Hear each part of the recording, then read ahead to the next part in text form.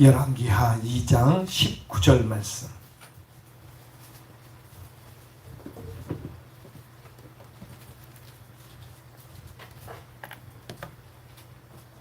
(19절부터) 22절 말씀까지 우리 함께 주님의 말씀을 같이 받들어 봉독하겠습니다. 함께 봅니다. 그 성읍 사람들이 엘리사에게 말하되 우리 주인께서 보시는 바와 같이 이 성읍의 위치는 좋으나 물이 나쁨으로 토산이 익지 못하고 떨어지나이다. 엘리사가 이르되 새 그릇에 소금을 담아 내게로 가져오라 하매 곧 가져온지라. 엘리사가 물 근원으로 나아가서 소금을 그 가운데에 던지며 이르되 여호와의 말씀이 내가 이 물을 고쳤으니 이로부터 다시는 죽음이나 열매 맺지 못함을 없을지니라 하셨느니라 하니 그 물이 엘리사가 한 말과 같이 고쳐져서 오늘에 이르렀더라. 아멘. 기도하겠습니다. 거룩하신 주님, 오늘도 우리가 읽고 묵상하는 말씀을 깨닫고 주님의 은혜와 진리 가운데로 나아가게 저희를 인도해 주옵소서. 이 시간에도 사단 원수마귀가 틈 못하게 하시고 하나님의 거룩하신 영이 우리 가운데 함께하여 주옵소서. 예수님의 이름으로 기도합니다. 아멘. 할렐루야. 우리 옆에 있는 분들과 인사하겠습니다. 참 잘 오셨습니다. 이 밤에도 함께 은혜 받읍시다. 할렐루야. 아멘. 예. 지난주보다는 조금 더 오신 것 같아요. 그죠? 그런데도 자리는 더 남았네. 의자를 더 갖다 놔주려고. 더 오실 줄 알고 의자를 더 갖다 놨는데 할렐루야. 우리가 기도하는 것 말고는 다른 방법이 없습니다.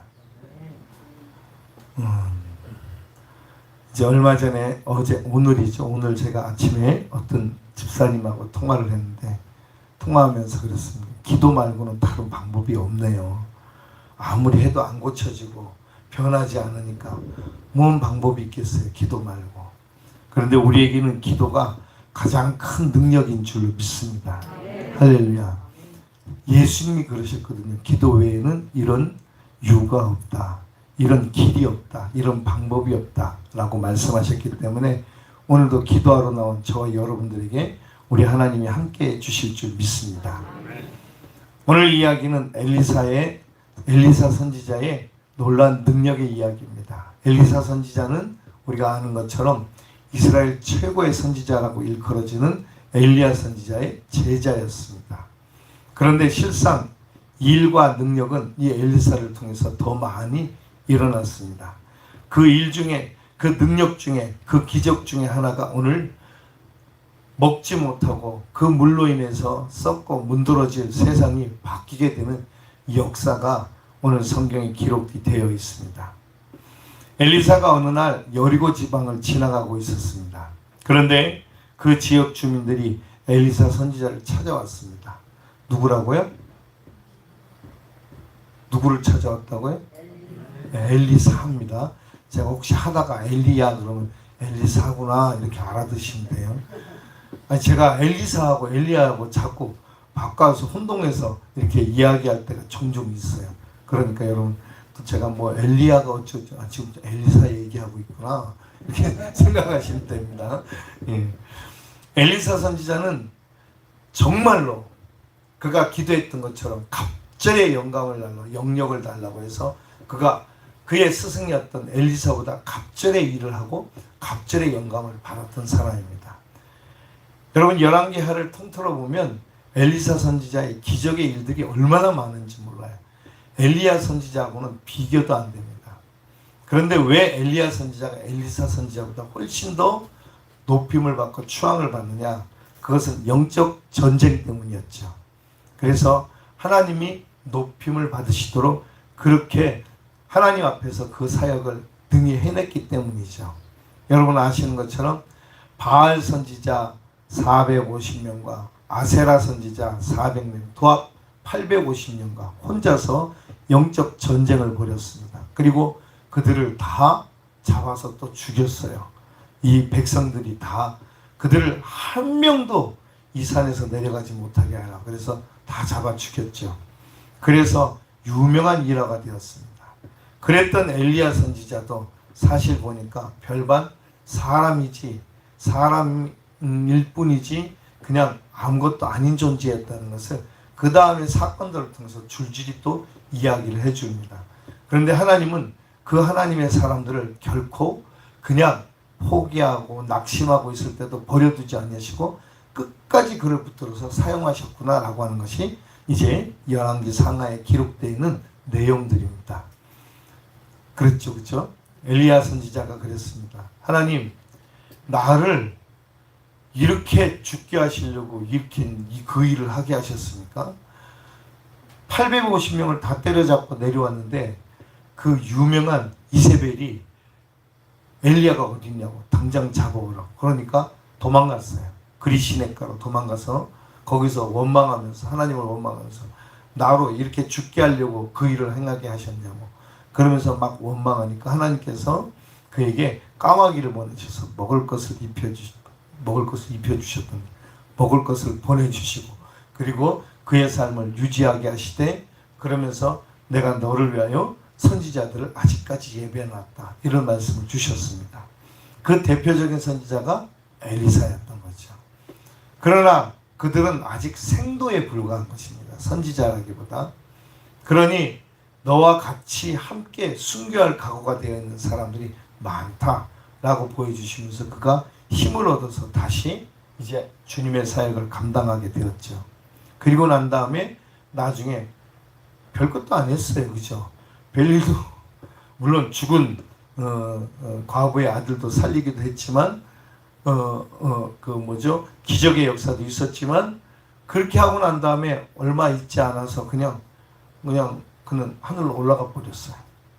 그리고 난 다음에 그 모든 나머지 일들을 이 유명한 오늘 성경에 나오는 이 엘리사 선지자가 감당하게 되었던 거죠. 여러분 읽어보면 기적의 이야기들이 계속 반복돼서 나오고 있습니다. 그 중에 하나 오늘 그렇게 말하고 있습니다. 여리고 성읍 가운데로 지나가고 있는데 그 성읍에는 팔레스틴 그러니까 블레셋 사람들이 많이 어울려서 살던 동네였습니다. 근데 그 지역에 사람들이 살고 있는데 이상하게 땅도 좋고 토질도 좋은데 심으면 열매가 안 맺히는 거예요. 다 중간에 먼저 떨어지거나 낙과하거나 뭐 이렇게 된다는 거죠. 저희가 성지순례를 가서 여리고에 가봤더니 여리고의 가장 주산품이 뭐였냐면 정려나무 열매와 그러니까 그 야자 대추라고 그러나요? 그거하고 그 다음에 무화과나무 그런 게 있더라고요.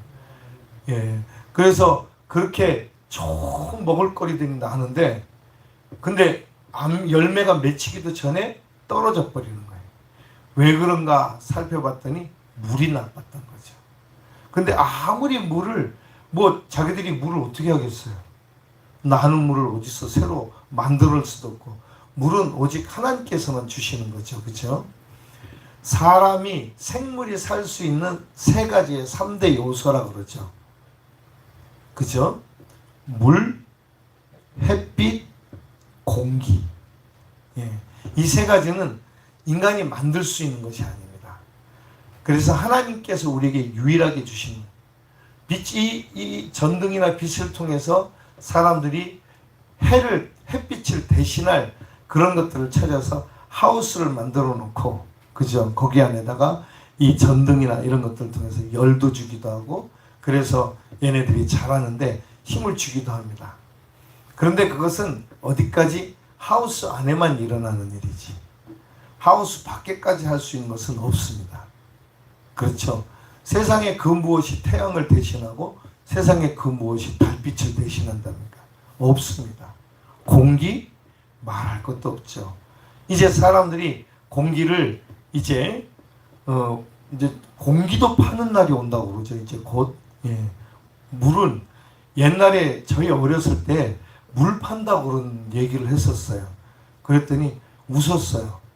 무슨 물을 팔고 말도 안 되는 근데 지금 다 물 팔잖아. 그죠? 아닌가? 옛날부터 팔았나요? 원래 물 안 팔았어요. 그죠? 우리는 그냥 수도가에 가서 수돗물 펄펄펄 틀어놓고 그냥 벌컥벌컥 마셨어요. 제가 어렸을 때 초등학교 때 뛰어다니면서. 그죠? 우리 장로님들 다 그렇게 하셨잖아요. 그죠? 여기 우리 거기 계신 권사님들. 그죠? 예. 그런데 어느 날부턴가 생수병을 들고 다니면서 생수병에 든 물이 아니면 안 마셔. 그리고 집집마다 이제는 다 정수기가 있어요. 물이 그렇게 나빠졌나요? 우리가 못 먹을 정도로 나빠졌는지. 예. 오죽하면 나라에서 그 뭐죠? 한강물을 정수시켜가지고 그래서 병에 담아서 이렇게 나눠주잖아요. 혹시 그거 보셨어요? 그 물? 예. 그런 걸 나눠줘요. 왜냐하면 먹어도 된다, 수돗물. 이 얘기인 거거든요. 근데 우리는 절대 수돗물 안 먹죠. 정수물 먹지. 우리 교회도 적어도 교회만 들어와도 다 정수기에 있는 물을 먹습니다. 예. 지금 시대가 그런 시대가 됐는데 좀 있으면 공기도 이제 우리는 아무 공기는 안 마실 판이에요. 공기를 사가지고 이렇게 공기 담아는 거 이럴 판이에요. 왜냐하면 하도 미세먼지가 몰려들고 바이러스가 몰려드니까 이제 곧 공기 사 마실 판이에요. 햇빛은 또 우리도 그것도 마찬가지일 것 같아요. 그런데 여러분 그것들을 사서 마실 수도 또한 우리가 사서 이렇게 숨 쉴 수도 없는 것들입니다. 왜냐하면 하나님이 주시는 것들이니까. 그래서 물의 근원이 나빠서 아무것도 열매를 제대로 맺을 수가 없었습니다. 요즘처럼 수리시설이 잘 돼 있거나 아니면은 요즘은 보니까 넓은 밭에 큰 스프링클러 이렇게 한 2개나 3개 그냥 때가 되면 지가 알아서 물 팍 슉 돌아가면서 물 다 뿌려주고 야 엄청난 시단 우리가 세대에 살고 있구나 그런 생각이 들었어요. 물을 그냥 알아서 뿌려주더라고요. 너무 더우면 그냥 자동으로 이렇게. 그런데 그래봤자입니다. 수돗물이 나와야 뿌려주지. 비가 계속 안 오면 저수지에서 물을 공급받을 수가 없어요. 제가 살았던 저 교회를 처음 개척했던 속초는 물이 늘 부족했거든요. 그래서 물이 늘 부족해서 겨울에 눈이 많이 오지 않으면 그 다음에는 반드시 봄에는 가뭄이 듭니다. 설악산에 눈이 많이 와서 쌓여있던 눈이 봄이 되면서 녹아요. 그럼 그게 내리면서 저수지마다 차서 그 물을 땡겨서 농사도 짓고 마시기도 하고 그랬던 거거든요. 근데 그 물이 눈이 안 오니까 지금 몇 해째 눈이 안 오고 있습니다. 예. 그러니까 눈이 안 오니까 이 속초에나 제가 전에 있던 주문지나 이런 데는요, 여기도 물론 눈이 많이 오죠, 그죠? 예. 상상할 수 없게 눈이 옵니다. 눈이 그냥 오면 보통 차가 다 없어지게 와요, 그냥. 어느 날은 눈이 왔는데 길도 없어요. 그래서 사람 다니는 길만 이렇게 뚫어서 사람이 다니고, 옛날에는 화장실하고 집하고 이렇게 줄을 매놨대요. 그래서 눈이 오면 그걸 돌려가지고 구멍을 만들어서 그게 다녔다고 그러더라고요. 그렇게 눈이 많이 왔거든요. 근데 그 눈이 안 오는 거예요. 꼭 눈이 오면 또 눈도 또 꼭 3월 달에 이럴 때 오거든요. 엄청 와요. 그래서 오죽 오면 그 8군단 그 부대가 속초에서 양양이죠. 속초하고 중진 가는 그 중간에 있는데 그 부대에서 맨날 눈을 치워요. 애들이죠. 이제는 애들이 눈 치면서 하는 말이 하늘에서 오는 쓰레기라고. 얼마나 힘이 든 그 눈이 안 오는 거예요. 그 눈이 안 오니까 이제 계속 봄 가뭄이 드는 것입니다. 사실은 우리도 마찬가지지. 우리 귀래도 그죠. 그러니까 겨울에는 눈이 많이 와줘야 되는데 지금 눈이 안 오고 있어요. 눈이 안 오고 지 맘대로 와요. 어떨 때는 왔다가 어떨 때는 안 왔다가 필요할 때 와야 되는데, 그래서 우리는 뭘 해야 될까요? 뭘 해야 될까요? 이거 왜 왔어요? 그렇죠. 기도해야 되죠. 기도해야 돼요. 전에 어떤 모임에 갔다가 이런저런 얘기하다가 이제 누가 무당 이야기를 하는 거예요. 무당 엄청 힘들어가지고 무당이 돼가지고 결국 무당이 기도를 얼마나 많이 하는지 모른대요. 제가 그 얘기를 듣는 순간 그런 마음이 들더라고요. 정말 대한민국 땅에서 기도 제일 안 하는 게 교회라는 사람들이에요. 그런 생각이 확 들더라니까요. 어찌 그렇게 기도를 안 하고도 그렇게 잘 살아가는지. 예. 기도는 뭐와 같다 그랬죠? 호흡과 같다 그랬잖아요. 숨 안 쉬고도 얼마나 잘 사는지 몰라요. 제가 밤에 잘 때 이제 숨쉬게 하는 호흡기를 끼고 잡니다. 이렇게 그 뭐지? 무호흡증 뭐 이런 게 있어요. 그래서 가다 막 이런 거. 근데 이렇게 하는 걸 20초씩 숨을 안 쉰대요. 제가 검사를 해봤더니 평상시에 여러분 숨 참고 20초 있으려면 이게 보통 일이 아니거든요. 근데 밤에 자면서 20초를 숨을 안 쉰다 그러니까 너무 신기한 일이죠. 그죠? 숨 쉬는 것도 하나님의 은혜예요. 할렐루야. 그러니 기도하는 것은 우리 하나님의 특별한 은혜죠. 할렐루야. 그죠? 예, 다시 돌아가면 오늘 이 여리고 성에 있었던 이 물의 근원이 아주 나빴습니다. 그래서 그 물이 흘러가니까 다 죽어 나자빠지는 거예요. 생물이든 나무든 뭐든지 사람도 마실 수가 없게 돼. 그 물을 마시면 점점 속이 나빠지거나 병에 걸리게 되는 것이었던 거죠. 그래서 오늘 이 엘리사 선지자가 그 마을을 지나갈 때 사람들이 막 찾아왔어요. 찾아와서 선지자님, 이 땅이 땅도 좋고 토질도 좋고 다 좋은데 이 곡식을 또 그 못을 심으면 열매가 기한 전에 달려서 익기도 전에 다 떨어져 버립니다. 이 도대체 왜 그럴까요? 그랬더니 이 엘리사가 보니까 물이 좋지 못함으로 19절에 그렇게 얘기한 것입니다. 같이 봅니다. 그 성읍 사람들이 엘리사에게 말하되 우리 주인께서 보시는 바와 같이 이 성읍의 위치는 좋으나 물이 나쁨으로 토산이 익지 못하고 떨어지나이다. 아멘. 물이 좋지 못해서 터는 좋습니다. 주변은 다 마련되어 있습니다. 그런데 물이 좋지 못해서 모든 것이 익지도 못하고 떨어지고 있다는 것입니다. 사람을 볼 때 우리가 우리 자신을 보면 겉으로는 멀쩡해요. 그러나 그 속이 점점 나빠지고 악해지면서 죄에서 자유롭지 못하게 된 삶을 살아가는 사람들이 종종 있는 거죠. 근데 종종 있는 게 아니라 그 사람이 어느 누가 아닌 바로 나인 거죠. 나는 하나님의 뜻대로 살기를 원합니다. 그런데 어쩌다가 툭 한마디 내뱉은 말이 다른 사람에게 상처를 주거나 뭐 어떨 때는 내가 알지도 못하고 내가 원하지도 않은 거였지만 그렇게 될 때도 있었습니다. 우리의 삶에서 그런 일들이 가끔 벌어질 때 우리는 참 난감합니다. 그리고 그런 삶이 계속되게 되면 그것을 뭐 어쩌라고 이렇게 됩니다. 그러면 우리는 점점 강팍해지는 거죠. 변하고자 하는 마음이 없어지는 것입니다. 여러분, 겉모양만 예쁜 얼굴을 하고 예쁜 옷을 입으면 그 사람이 아름다운가요? 오죽하면 우리나라의 옛날 노래에도 있겠어요. 그죠?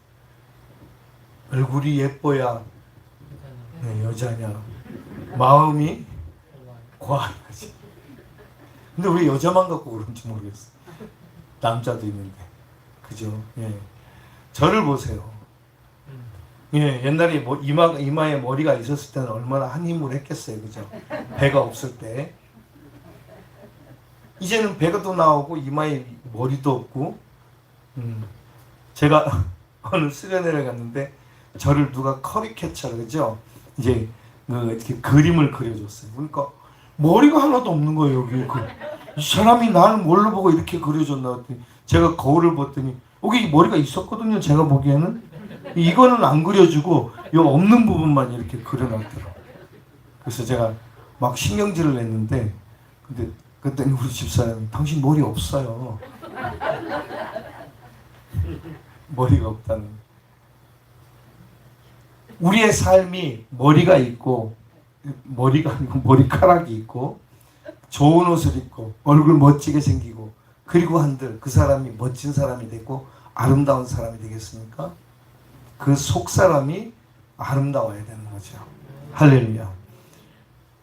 이 마을에는 다 좋은데, 겉으로 보기에는 멀쩡한데, 왜냐면 토지가 그 터가 아름다우니까 다 좋은데 왜 열매가 안 맺히는지 모르겠다고, 물이 좀 좋지 않은 것 같다고 그렇게 그들이 생각을 했습니다. 그러니 문제가 있던 것을 우리가 근본적으로 알 때 그 문제를 해결할 길을 찾게 되는 거죠. 여러분, 우리 인생에 어떤 문제가 생겼어요. 근데 그 문제가 왜 생기는지, 어디로부터 온 것인지, 여러분, 그것을 알면 우리는 금방 해결할 수가 있잖아요. 문제는 모를 때입니다. 사실은 하나님께서는 우리의 삶의 인생의 모든 문제를 알게 하십니다. 그리고 다 보여주세요. 여러 번 얘기하시는데도 우리가 못 듣고, 아니 안 듣고 또 못 깨닫는 거죠. 안 들으니까 못 깨닫는 거지. 그렇죠. 그러니 여러분, 우리가 눈을 열어서, 귀를 열어서 하나님의 은혜를 보기 위해 나아가면 우리의 삶이 그 하나님의 은혜와 능력을 보게 되는 것입니다. 답은 어디에 있을까요? 8시 53분에 있는 답은 어디에 있을까요? 성경에 다 있죠. 그죠? 근데 오늘 성경의 엘리사는 그 문제가 그 속에 물에 있다고 사람들이 얘기하자 단번에 이렇게 했어요. 그러면 새 그릇에다가 소금을 담아와라. 하나님께 드려지는 것은 언제든지 깨끗하고 정결한 것입니다. 그리고 그것을 하나님께 드릴 때 우리가 하나님의 영광을 받으실 수가 있다고 생각을 하는 거죠. 저는 신앙생활은 언제든지 정성이라고 생각합니다. 옛날에 어른들, 여러분 그 헌금을 드릴 때도 1,000원짜리를 헌금을 드리면 집에서 다리미로 데려가지고, 기억나시죠? 그죠? 예, 데려가지고. 다리미가 없을 때는 인두로. 옛날에는 새 돈이 별로 없었으니까, 그죠? 뭐 때문에? 정성을 다해서. 교회 갈 때는 자기들이 가지고 있는 옷 중에 가장 좋은 옷, 깨끗한 옷을 입고, 마음에. 그래서 목사들은 항상 정장을 했었습니다. 그렇게 하고 나아가서 하나님 앞에 예배를 드리는, 그 신앙생활은 어쨌든 우리의 정성이다라고 하는 것입니다. 하나님이 우리를 보실 때 정결함과 정갈함을 가지고 나아가는 것. 그래서 그 하나님 앞에 이제 새 그릇에다가 소금을 담아오라 그랬습니다. 소금은 녹아지는 것이잖아요. 그죠? 특히, 아니, 물에다 던질 건데, 나무떼기도 아니고, 나무 이파리도 아니고, 뭐 어떤 그릇도 아니고, 소금을 가져오래요. 그것은 물에다 던져서 녹이겠다는 의도가 다분히 있는 거죠. 그죠? 그래서 소금을 물에 던졌더니 그 물이 깨끗하게 되었다라고 성경은 말하고 있습니다. 그렇다면 이제 우리가 하나님 앞에서 새 것이 되는 데는 우리가 에이 못된 놈 소금 갖다가 막 던지면 그 사람이 새 것이 되는 건 아니겠죠. 그죠? 옛날에 우리 어른들 그랬잖아요. 그죠?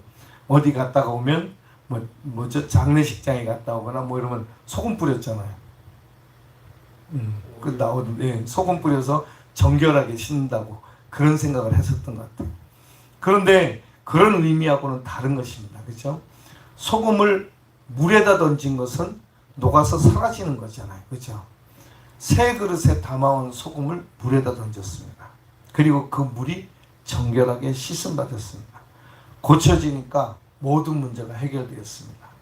그래서 그 물이 흘러서 내려가면서 모든 생물을 살리게 하고 열매 맺게 하는 도구가 되었습니다. 아하, 오늘 말씀을 통해서 깨닫는 것은 무슨 일이든지 근원이 고쳐져야 되는구나. 시작점이 변해야 되는구나.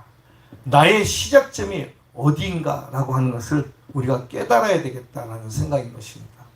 우리의 시작점은 어디 있을까요? 여러분들의 모든 것의 시작점은 어디에 있습니까? 무엇이 여러분들에게 능력이고 힘이십니까? 어떤 분들은 돈일 수도 있고요. 어떤 분들은 자식일 수도 있고, 어떤 분들은 세상적인 어떤 명예나 아니면 그런 것일 수도 있습니다. 거기다가 뭘 뿌려요? 소금을 뿌려야 되는 거죠. 예. 그래서 내가 아닌 하나님이 영광 받으시는 삶이 되도록, 할렐루야. 내가 가진 재물이든 내가 가진 능력, 달란트이든 내가 가지고 있는 시간이든 내가 가지고 있는 지위이든 어떤 것든지 간에 내가 하나님 앞에 온전히 드려진 삶을 살아갈 때 그 모든 것들은 가치가 있고 능력이 있는 삶이 될 줄로 믿습니다. 기적이 거기서부터 시작이 돼요. 많은 간증하는 분들의 이야기를 들어보면 거기서부터 다 시작이 됐다고 해요. 한두 분이 아니고 수십 명이 그렇게 이야기를 합니다. 여기 서 있는 저도 마찬가지고요. 저도 여러분들에게 간증할 것이 많지만 혹시라도 오해할 수도 있고, 그러니까 나중에 기회가 되면 제 간증거리들을 이제 하나씩 그 보따리들을 풀어 넘기겠습니다. 여러분, 우리가 하나님 앞에 드려질 때, 그리고 하나님 앞에 온전히 깨끗하고 정결하게 드려질 때, 그때 위대하고 놀라운 역사들이 일어나게 됩니다. 할렐루야. 우리는 그것들을 너무 많이 잊어버리고 사는 거죠. 우리가 어떻게 살아왔는지, 어떻게 하나님의 은혜 가운데 살고 있었는지를 자꾸 잊어버리고 계세요. 그래서 우리는 이제는 많은 것들을 이제 이런저런 핑계로 떠넘길 때가 많습니다. 무슨 일을 하려면 시간이 없다. 그리고 무엇을 하려면 나는 할 수가 없다. 나는 하지 못한다. 또 뭐 어떤 것을 맡기면 그건 나 말고 딴 사람이 있다. 우리는 지금 너무나 좋은 시대, 아까도 말씀드렸듯이 물도 사서 먹고 이제 곧 이 미세먼지 때문에 공기도 사서 마시게 될 판, 이런 시대를 살아가고 있는데 우리는 점점 믿음과 신앙은 까먹어가고 있습니다. 그러니까 우리의 삶에서 떠나가고, 그리고 우리의 삶의 우선순위가 아니에요. 우선순위가 아니고 내가 살아가는 삶의 액세서리처럼 되어버렸습니다. 그래서 신앙생활이 교회 다니는 게 그냥 우리가 살아가는 삶의 그 여러 가지 것들 중에 하나가 되어버린 거죠. 자꾸 옛날 얘기해서 죄송합니다. 옛날에 어른들은 그렇게 하지 않으셨어요. 그래서 오늘날 대한민국을 만든 거예요. 그렇죠? 저는 100% 오늘날 이 대한민국의 부흥과 번영은 그 옛날 기도했던 그 어르신들 때문에 오늘날 이 땅을 만들어졌다고 저는 생각해요. 믿어 의심치 않습니다. 여기도 계시지만 눈물 뿌려 대한민국을 위해서 기도했던 그분들이 위대한 지도자들을 나서게 했고, 물론 제대로 하지도 못하고 또 여러 가지 개인적인 문제들도 있었지만 장로 대통령들이 나오게 했고, 그리고 그들을 통해서 기독교가 무엇을 해야 되는지 그분들이 잘 못해서 알게 되었어요. 그죠? 알게 되었습니다. 예수 믿는 대통령이라면 어떻게 대통령을 해야 되는지도 알게 해주었어요. 그래서 우리는 지금 이와 같은 세상에 살아가고 있어요. 그러므로 여러분, 오늘 우리가 하나님 앞에 엎드려 기도하지 않고 우리의 삶이 근원이 변하지 않으면 안 된다라고 할 때 생각해 보니까 우리의 근원은 뭐냐면, 계속 말씀드리지만 말씀과 기도. 할렐루야.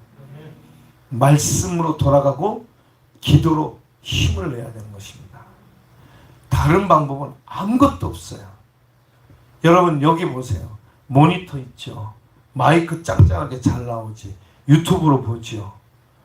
지금 얼마나 발전되어 있는 세상에 살아가고 있습니까? 이렇게 좋은 문화적 환경을 가지고 있으면서도 우리는 지금 에어컨도 있는데 에어컨 하나밖에 없으니까 좀 더운가요? 옛날에 에어컨이 어디 있습니까? 선풍기도 없고 그냥 그러다가 옆에 사람이 그만 좀 해.